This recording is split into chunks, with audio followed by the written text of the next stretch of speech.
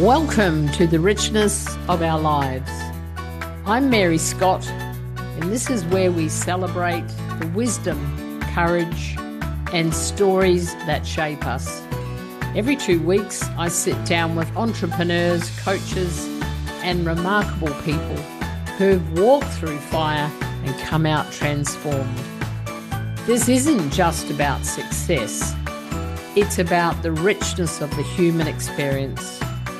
So grab a cup of tea, settle in, and let's dive deep.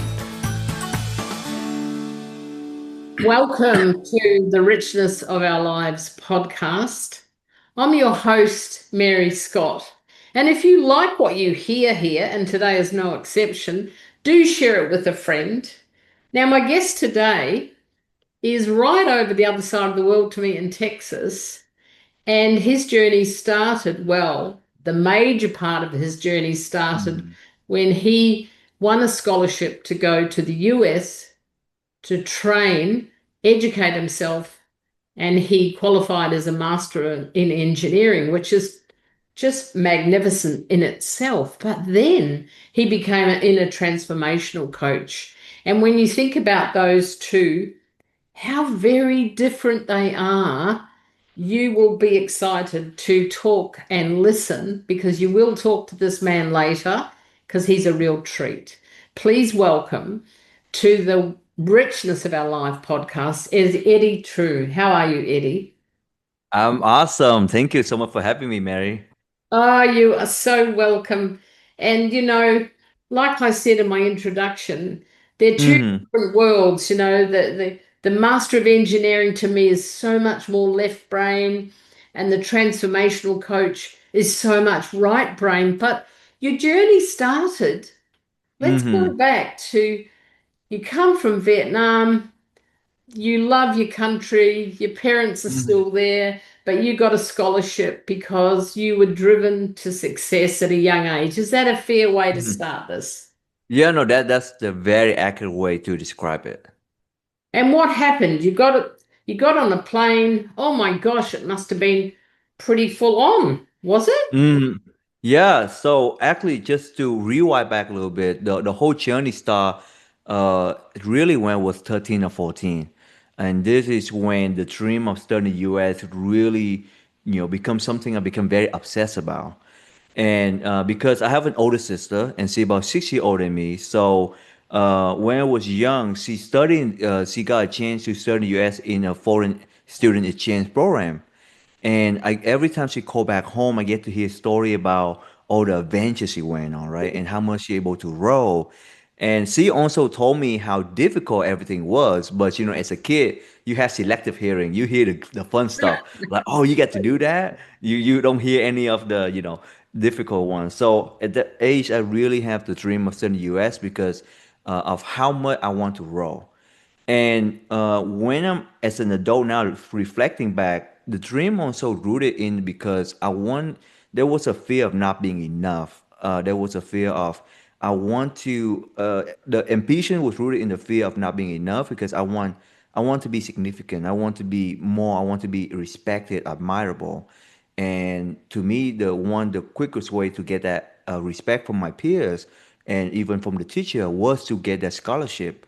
So that was the drive to my ambition, and I spent all of my middle school and high school working toward this dream, And then I break it because I told my parents this dream, and even though my parents we do pretty much middle class in Vietnam, we couldn't afford the university tuition of the U.S. And so it became very clear to me that the only way for this dream to become reality is for me to get a full ride scholarship. And I'm not sure why that didn't discourage me. Something in my brain that age thing that didn't deter me at all. It's actually make me more excited and make me because I the more challenging it become, I guess my mind equate to more respect, more validation from my peers. So I got into work right away, and the way I did was I break it out into chunks. Instead of looking at it as one big goal, I look at, okay, what's the next step? What's the next step? So the first step was to get a TOEFL test. TOEFL stands for Test of English as a Foreign Language. And for this to get a full ride scholarship or be considered for that, you need to have a 100 over 120. Whoa. And yeah, and I studied for a whole year for this, and I first try I get 101, and I say that's it. That's all I needed, and that's all I could do. I love it. I love it. So, so that's the first year. Then the second year would be the SAT, and to at that time to be considered for a full ride scholarship, you need at least a 2,000 over 2,400. That was the scale when I was taking the test. And the first try, and I studied the whole year for it. The first try I got 1860, and Ooh. I was very, yeah, just that's exactly what I say. "Ugh." Close, but so I asked my dad, like, Dad, give me one more chance. Book for more for next. Give me one more month. I retake the test, and the next time I took it, I mean, I studied as much as I could humanly possibly can, and then second time I took it, I got 1950 and 50 points up, but I say that is all I could do. Like literally, I mean, it started mentally, and I would just I hope this is good enough to be considered by some school. And then the last year, the third year would be to applying for university. This meaning writing essay, applying for different school, and me and my sister actually selected Texas because Texas have one rule, one law that if your scholarship is more than 1,000 US dollar, you get to pay in-state tuition. So in the US, there's two tier for people who were born in the Texas. They get to pay in-state. For people like me, international student, we pay out-state tuition, which is 2 to 3 times more than It's a better the one. in-state. So if I get just a $1,000 scholarship, I get to not that 1,000 plus the reduction in the difference. So because of that, I applied to so many different school in Texas, and finally I got accepted by one school. But that's all I needed. It was the University of Texas Arlington, and it was for a full ride scholarship.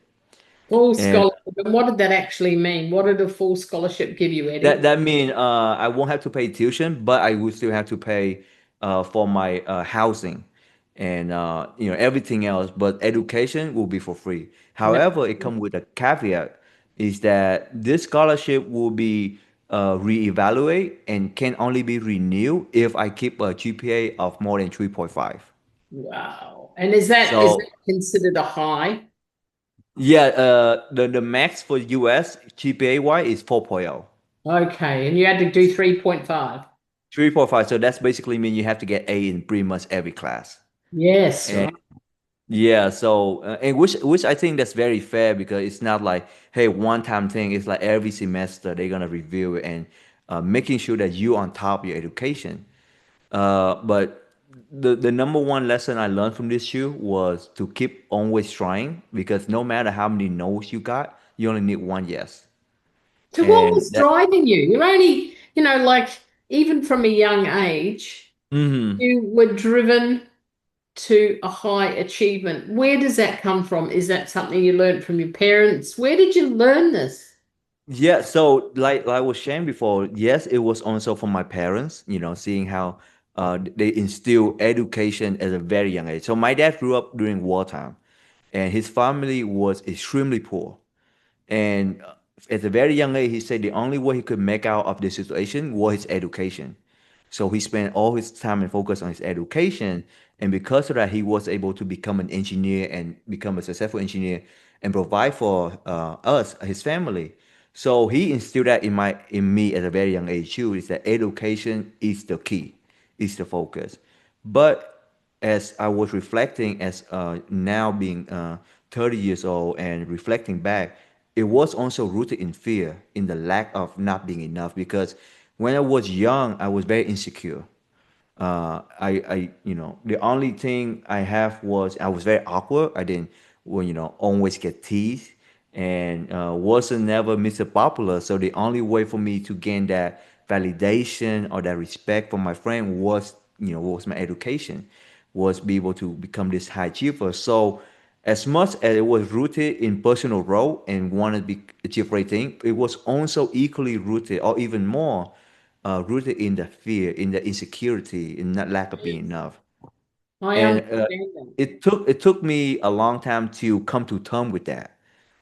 Especially now that when I have this drive success and that lead to burnout and that lead to not feeling fulfilled, I have to really be honest with myself.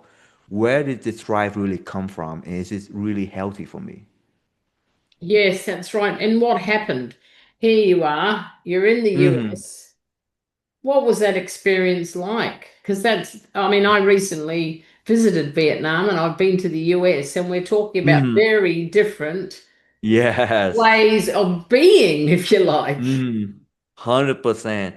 And funny you mentioned that because right before my trip, so when I got the scholarship, I was cloud nine. I was like top of the world. I could not describe the feeling of being 17 years old and achieving a dream that you spend years and years working on. I mean, I can't even describe how that felt. And then a few months before my trip to the US, one of my really close friend, he just asked me, he was like, "Hey, are you not afraid about the culture shock? Are you think about that?" And this is word for word what I told him. I say, "Culture shock. I love hot dog. I eat burger like no tomorrow. I love pizza. I love MTV. I watch HBO, ESPN. Like I was made for the US. Like that's really why it felt." And Mary, I could have not been more wrong. Yes. Uh, the number one, the first challenges that I got when I first got to US was the isolation and the loneliness. A few days after I landed, my roommate at the time, he was kind enough to invite me out to this like local talent show nearby our house. And in this talent show, we have people dancing, singing. There was stand-up comedian. There was even like a fashion walk. Like it was a really fun event. Everybody was having fun, including myself. But in the midst of all this, in the midst of laughing and having fun, suddenly something hit me, and I start looking to my left, and then I start looking to my right, and I realized that I didn't know anyone here, and that the next person I do know, the next person that I call family, were 10,000 miles away. Yes. And for a 17 years old kid, that just hit me like a truck. I broke out crying instantly, and I remember in the midst of excuse me, in the midst of that crying, the worst feeling was when I tell myself like this is not reality I can wake out of. Like after the show, when I go home and go to bed, wake up next morning, I will still be 10,000 miles away from my family, and that's gonna be reality for the foreseeable future. And that realization was when everything started going downhill. And then after that is what I get is the culture shock, the language barrier. One, the way I connected with people growing up was my sense of humor. But then once as you say, the sense of humor in the US and sense of humor in Vietnam is vastly different. Yes, exactly. I've learned the hard way that the U.S. American is very sarcastic, and because that it make it difficult to really know when it's like serious or when it's joking. Like I've learned the hard way too that if someone say, "Hey, you a really smart cookie, ain't you?" They don't really think you're a smart cookie. They meant the opposite thing.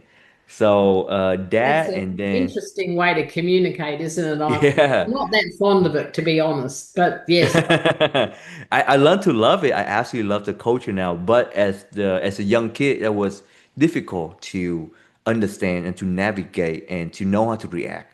And because of that, I became very secluded because I didn't know how to communicate myself. Let alone the language barrier and the accent and all that thing. And so I couldn't make any friend, and I was very lonely in that sense as well.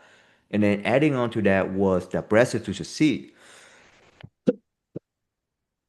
Sorry about that, but have that's pressure some to succeed. water.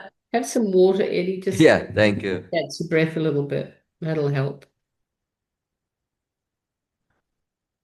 And adding on to that too was that pressure to success because to succeed because like I was sharing with you, there was a 3.5 GPA requirement, and which means for every test I have to take in English, I have to study in English, go to take note in English. This is something I never done before, not to that capacity, and I don't even know the testing coach like what does a test by American university could look like. So especially my first and second semester, I was extremely, extremely stressed because my worst fear, and I keep having this recurring nightmare of me not doing good enough in school and get my scholarship rescinds, Oh, and yeah. then have to, yeah, I had to go back to Vietnam and just see my mom standing at the airport, just trying to smile but really sad that her son, didn't succeed, and that broke me. And I keep having that recurring nightmare over and over again. So adding all that, adding the culture shock, the loneliness, the isolation, the extreme pressure to succeed, the anxiety, constant anxiety of losing my scholarship, it really pushed me into this severe depression. And I couldn't. I remember the way I described this depression is that I felt like everything was have this gray color filter to it that I couldn't explain why. Like everything just looked gray. And I even remember telling myself, like, I know this is everything is colorful, but I can't. It's very hard for me to feel the color. I don't know if that makes sense, but that was how I felt. I remember distinctly remembering that, and just and the number one thing about you was what make it so difficult was despite going through this all this thing internal struggle within me, I still have to show up to class and still have to do good. And how are Like, you doing? Like what you're mhm, describing is painful, it's isolating, mhm, it's overall not good, plus you're young. How, yeah, if you run those two things alongside each other, how were you mhm. actually doing with your studies? Here's the funny thing. Exactly what's the studying is how I hide how I mask my emotion, because I felt like studying was the one thing I can have control over. So I became very obsessive in studying. Like I would study from 5 a. I would go to the library from 5 a.m. and I would stay either in school, in class, in library, on the way to 11 p.m. because Wow. I was so afraid of failing. And that was the only thing I could control was study. And funny, I remember uh, for my first semester, I have a history class. And for the history class, I mean, I was the only one who take every single note of everything that the professor say into a notebook. And I remember asking the professor some questions. The professor say, "Hey, actually, I have some free time at 6 a.m. Next morning. Can you come?" And when I show up, the professor say, "I'm so surprised that you actually show up. You're the only history student I have that's not major in history that actually show up to my 6 a.m. Office hour." And I say, yeah, I just love history. But the truth is because I was so afraid of failing. Yes, And that's the yeah. motivation, I think that's a lovely example of when Hmm. you really want something, you will do whatever it takes. And Hmm. there it is right there, 6 a.m. And it's one thing to show up at 6 a.m., Eddie, but it's another thing to have your brain switched on for history, Hmm. the sake. Yeah. Yeah. But it really was rooted in such fear. It's fear and anxiety that caused it. And, you know, so that's why I felt, and there was so many times I felt really burnt out, but the fear of failing was so great that I just forced myself really to keep going. And it's actually when I have some I, the most difficult thing at that time was actually to rest, because when I don't focus on studying, my mind start going to a really dark place. Yeah. So having something to study was a way for me to just escape the pain. And this is definitely not a healthy way to deal with your emotion, because, and this is something I help people with as a coach you when coaching with people who are very successful, who also use their achievement and their work to run away from their emotion. Emotion will always gonna be there, and if you don't address it and let it be expressed and felt, you just running away from your problem. So And but the how long did you work at those academic levels? Mhm. Did that go into first, second, and third year, or was that level of challenge? That the level of anxiety probably was highest the first year. Yeah, But I know near the end of the first year, I know this is when my journey to personal growth really kicked in, because the pain was so high and it would become such a miserable thing just a day-to-day life becomes so miserable and so painful to me that I know this cannot be healthy. And I know that there has to be another way. And I was so determined and very curious to understand what's going on within me. And really, here's the moment that kickstarted everything. It was when one night, and at this point, every night I've been having pretty much nightmare, and it's the same nightmare of losing my scholarship or being laughed at or all that thing. So every single night I have difficult sleeping, but when I do sleep, it's a terrible dream, and it just would make me so anxious until one night, one fateful night, I have this night I have the best dream, Mary. I mean, I don't remember the content of the dream or what I was doing. All I remember was I was with the one I love. I was with my family. I was having so much fun. I was laughing like I never laughed before. And I remember in within the dream while we're dreaming, I remember thinking to myself, I have not laughed like this for a long, long time. This is amazing. And then in the midst of all this fun, I suddenly hear, and my alarm clock went off. Yeah. It's for my AM class. And I was like, instantly, the moment I wake up, I felt such intense anger. Like I was so angry because I was like, that was just a dream. Like, I felt so betrayed. I'm not sure. In a weird way, I felt so betrayed by my dream that I was lied to, that I was still stuck into this reality. And I was so upset. And that I remember just threw my phone across the room, and I decided that I'm going to skip class. I mentally cannot handle going to class at this stage, which is a huge deal for me. Remember, Yeah. I was telling you, I'm very afraid of losing. So skipping class was like, my God, I was at my wit end. And, this is what I was trying to do. And this happened to me a few times. You know, when you woke up in the middle of the night, but you fall back asleep fast enough, you get to continue the same dream. Yes, I've done that. I think when it's a Yeah. good dream, I love it. When it's a bad dream, it's like, no, no, don't want to do that. Yeah, exactly. So that was what I was trying to do. I was just like, you know what? I'm gonna go fall back asleep. And hopefully I pray that I get to continue this beautiful dream that I have. And I remember just laying like this, trying to fall asleep. And I'm not sure why I was sleeping in the mummy, looking like a mummy, but in the middle of this, I have a thought to myself that say, am I really trying to fall asleep because my dream is much better than my life? That can be healthy. That can be healthy. That can be healthy. And I keep that thought keep repeating You're a over and over questionnaire. itself. And that really was the first moment when I realized that there's something wrong. Funny to say that it took that long for me to realize, but that was really the moment when I say something is wrong and something has to change.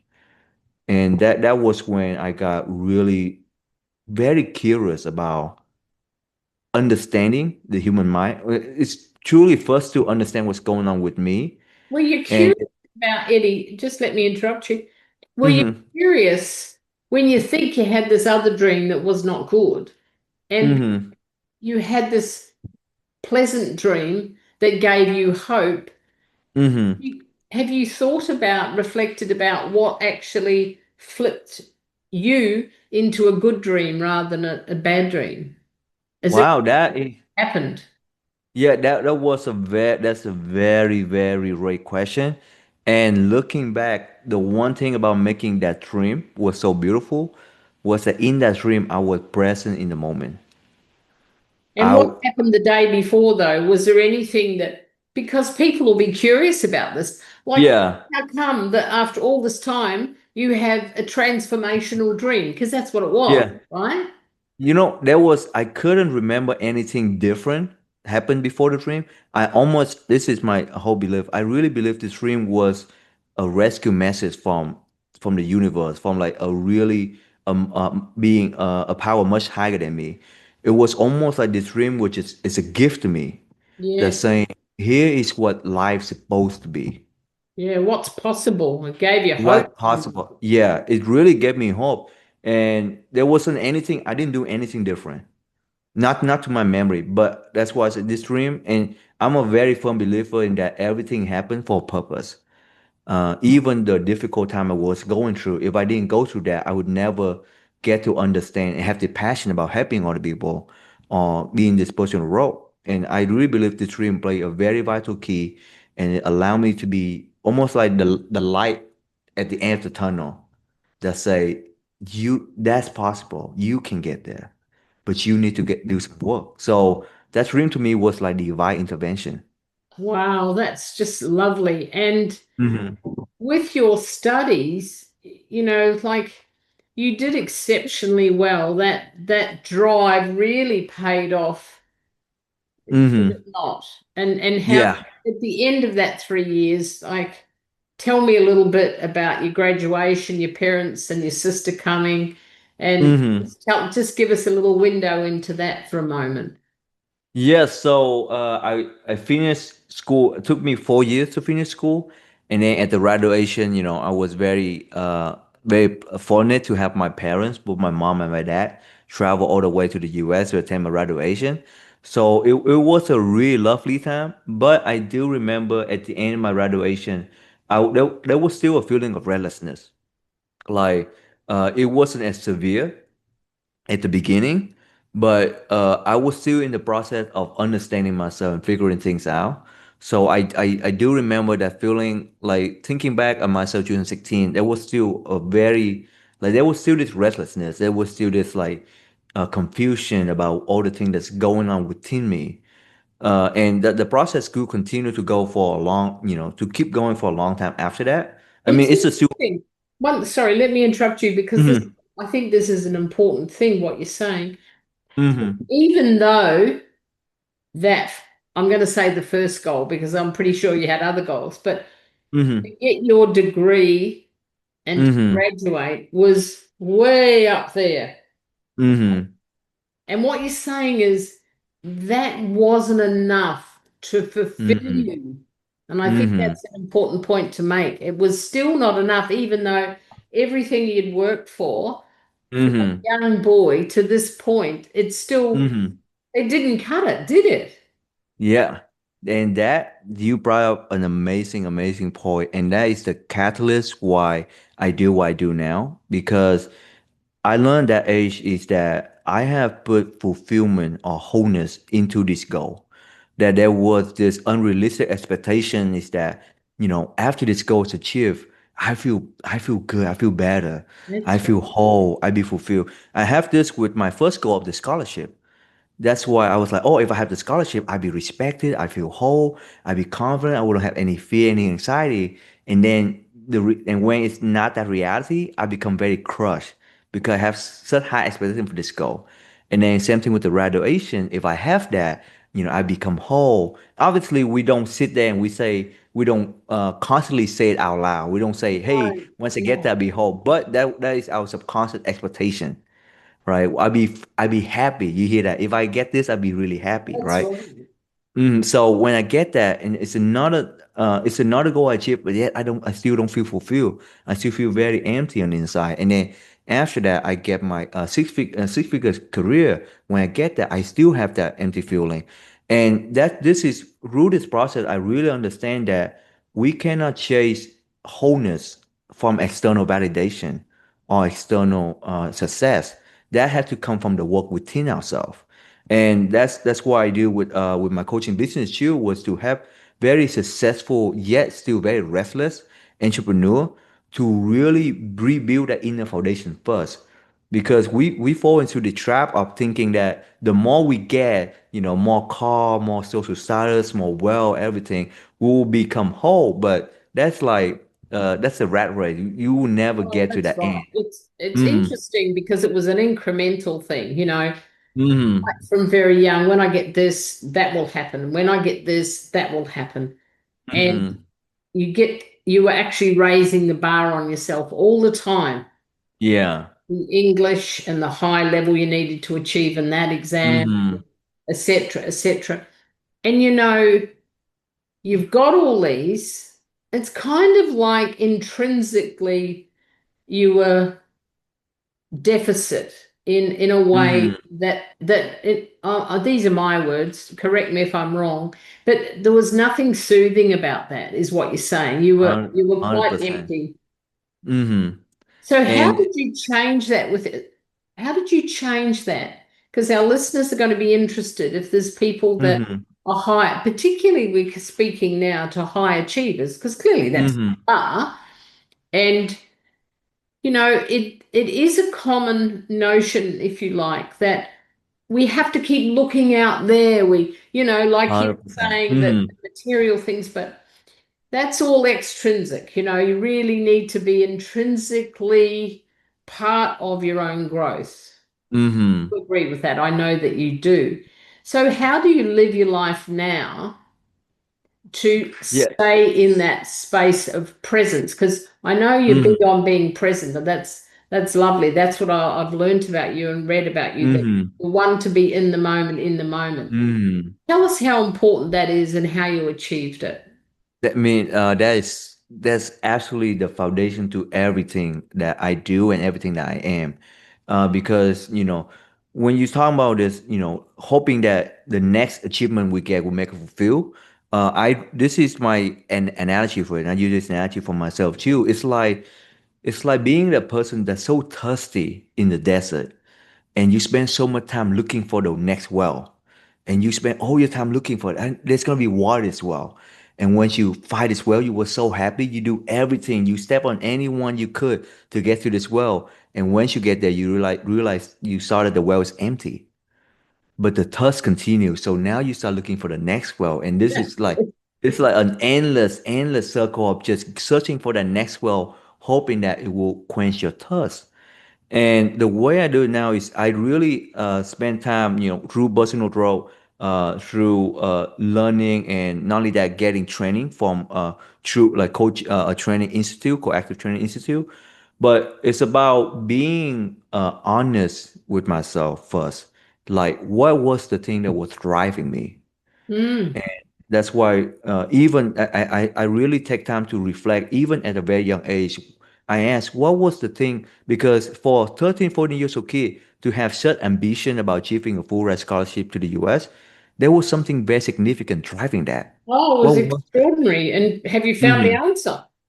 Yeah, and then that's why I say that, because I was very insecure. And to me, the scholarship meant that I get respected, I get loved, I get admired by my peers. Validation. Yeah. They And validated you. yeah, invalidate. So in reality, I was just running away from my insecurity with this goal, which is achievement. So because that, I start looking back at me now, like, what was it that made me really want a six-figure salary? Like, what was it? It was the social status that come from that come with that, and so I realized everything that the drive for me, and this is something that any high achiever I work with, I help them get clear on this, because this is something very difficult for high achiever like ourselves to really admit, is that our drive has been rooted in lack and fear, the fear of not being enough. That's right. And But when, that'll drive it. I mean, that yeah, and you're evidence of that. That's actually it's 100%. driving force Mm-hmm. to achieving. And then you see, one of the things that I'm curious about, because when I work with people as well, hi, Mm-hmm. is you know what? If you've been able to do this and this for at an academic level, or to get that piece of paper, or to get Mm-hmm. that acknowledgement, imagine if you use that, let's call it a superpower, Mm-hmm. to work on you, because that's what you did. You got that Mm-hmm. superpower there and you made it a reality within yourself. Would you Mm-hmm. agree? Mm-hmm. And so now, how do you live every day? Tell me what a normal day looks like in Eddie's world. A normal day would be, in the foundation for every my day is the first hour of my day. And this is a time I dedicated to myself, and this is when I do my deep meditation and reflection. And if I know, and I tell people too, an ideal day for me, which is most day, is 1 hour. But I also have a version that's shorter than that, 30 minutes, 50 minutes. And I think this very crucial for people, because there's time when you're very busy. There's time you're gonna be you won't be able to have that 1 hour in the morning that you hope for. But that shouldn't be. But if that is something that important to you, that it's very good to have a version that you can do even on the busy day. Like I say, no matter how busy I have 15 minutes for myself in the beginning, because this is time for myself. This is time when I practice my meditation. This is time when I practice my visualization, my prayer, and my gratitude. I mean, gratitude has been the number one key for me. And the key thing is and gratitude to me is at the same time, it's also a muscle. And it's easy to be gratitude when when you achieve your goal, when there's, amazing thing happen. But you have to practice being gratitude even at the normal day, or especially during your bad day, because there's always thing to be grateful for.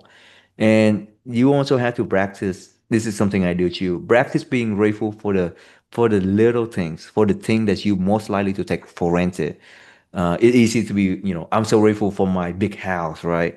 But what about grateful for the fact that you can see, the fact that you can breathe, the fact that you can walk with your two legs, or the fact that you have a loving family, you have, there's so many things that we can be grateful for, but we most likely take it for granted, which is neglected. So being grateful for everything, having that deep meditation at the beginning of the day, that allow me for the rest of the day, everything just flow. It's Everything. interesting, isn't it? Because on a bad day, because I Mm-hmm. agree, gratitude is profound. If you can have gratitude every day and the tiniest little things, I have a lot Mm-hmm. of gratitude for my flowers that I can see outside my window. But to have gratitude on a bad day, you've got to dig Mm-hmm. deep. Mm-hmm. You've got to dig deep to find it. You don't. And here's why I say, you sometimes you can be grateful, and this is a practice I highly recommend a listener to do, is be grateful for that difficult situation you're going through, Yes. because of how much growth that will come give you. This is my number one philosophy in life: is that life was not designed to always make us happy, but it was perfectly designed for the evolution of our consciousness, Oh, for our personal say that growth. again. Say that again. Yes. That's beautiful. Say it again. Life isn't designed to make us always happy, but it is perfectly designed for the evolution of our consciousness. Meaning all the things that you say quote unquote bad, because really the idea of bad come from our personal opinion. But everything that you say is bad, it will help you grow in one way or the other. Yes. All the rejection that I got, even though it hurt the end, but really helped me grow to be able to accept that, to be able to understand that, to keep going. It helped me be perseverance. So you don't have to, when things that going on that's not ideally, you don't have to try and look for all the things to be grateful for. You can be grateful for that exact thing that bring you pain right now. I think that takes time, doesn't it, to be grateful? That's 100%. Like I think the day that I noticed it when I was going through a bit of hardship, I was like, gosh, I'm excited. I flipped it. I was like, I'm excited about what this experience is going to teach me. And I remember Hmm. my friend saying, well, but I think that's what you're saying. There's a time, Hmm. and you're describing it beautifully. There's a time when you get to this point that even the days that struggle, you be grateful for that moment, which goes back to your whole notion of being present. And I love Hmm. what you're saying about consciousness, Hmm. that we need to practice being more and more conscious in Hmm. every life. And that's lovely. That's a beautiful gift to remind everyone listening to this. Hmm. What's the what's the thing that makes your heart sing, Eddie? Say one more time. I didn't. What is it that makes your heart really sing? Oh, I love that. I love that. Human connection. There's Oh, not there's nothing I love more than be able to connect with people and to learn from them, and understand. I love because you from Queensland, Australia, and when during our conversation, I get to learn so much about, a little tidbit about your upbringing, about how you started your journey, about the culture of Australia, and this is why I always say It's so fascinating to me that there are 8 billions of people alive right now. And there's about 100 billion people who has ever lived in a time history of humanity. Yet there is no true story that exactly the same. That's right. And that to me is so fascinating. Like there's always something you can learn. And one of my favorite quotes here is that be curious, not just mental. That no Say matter that how again, Eddie. Say that again. I like it. be be curious, not just mental. That no matter how you perceive somebody to be, there's always a story and a reason behind that. And be able to connect with people is to get the understanding because compassion come from understanding and compassion come from connection. And that's why I'm so passionate about being a coach, really because the connection I get to have with everyone that I get the privilege and honor to work with and be able to see that transformation, to be able to be a part of that transformation, be able to witness that, and be able to have the trust of the people I work with to be able to play a part in that. That to me is that really make my heart sing, and That I absolutely love it. And when I first got to the U.S., too, and this is still true to this day. You know what? One of my favorite thing to witness is when I'm at a grocery store and I'm in the line and I get to witness two strangers, usually a club customer in front of me and the cashier and the clerk, and they having such a lovely conversation.